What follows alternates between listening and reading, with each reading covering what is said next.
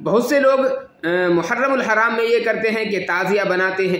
چلیے تعزیہ بنانے کا جو مسئلہ تھا وہ کافی حد تک ماشاءاللہ ہمارے معاشرے میں کنٹرول ہو چکا ہے، اور اب لوگوں کو یہ بات سمجھ میں آ رہی ہے کہ تعزیہ بنانا جو ہے یہ درست نہیں ہے.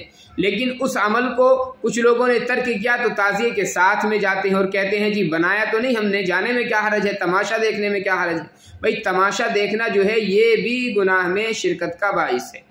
جیسے بنانے والا گنہگار ہے تو آپ جو تماشا دیکھنے کے لیے جا رہے ہیں آپ اس کی رونق کو بڑھا رہے ہیں، اور گناہوں کی رونق کو بڑھانا یہ بھی خود گناہ کا باعث ہوتا ہے. اس لیے آپ تعزیہ بنا نہیں رہے، بہت اچھی بات ہے، اس سے بھی پرہیز کریں.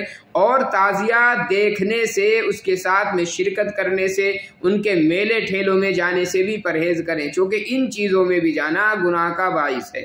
اپنے بچوں کو بھی روکیں، اپنے بچوں کی ضد کے آگے آپ سپر نہ ڈالیں، آپ نہ جھکیں ان کی ضد کے سامنے، اس لیے کہ بچوں کی ضدیں وہ پوری کی جاتی ہیں جو قرآن و حدیث کے خلاف نہ ہو. اگر قرآن و حدیث کے خلاف بچہ ضد کر رہا ہے تو یاد رکھیں اس ضد کو پورا کرنا آپ کے لیے خود حرام ہو جاتا ہے.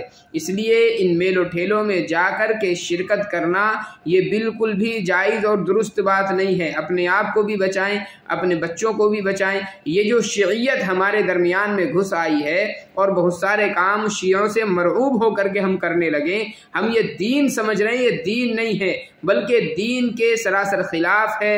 حضرت حسین رضی اللہ تعالیٰ عنہ کی شہادت کے رتبے کو گھٹانا ہے، حضرت حسین رضی اللہ تعالیٰ عنہ کے مرتبے کو کم کرنا ہے. شہید کا مرتبہ جو ہوتا ہے بہت اعلیٰ ہوتا ہے، وہ ہمارے اور آپ کے ذہنوں سے بہت اعلیٰ چیز ہے. اس لیے یہ الٹے سیدھے کام کر کے حضرت حسین رضی اللہ تعالیٰ عنہ کی شہادت کے نام پر خدا را حضرت حسین کی شہادت کی تنقیص نہ کریں، ان کی توہین نہ کریں.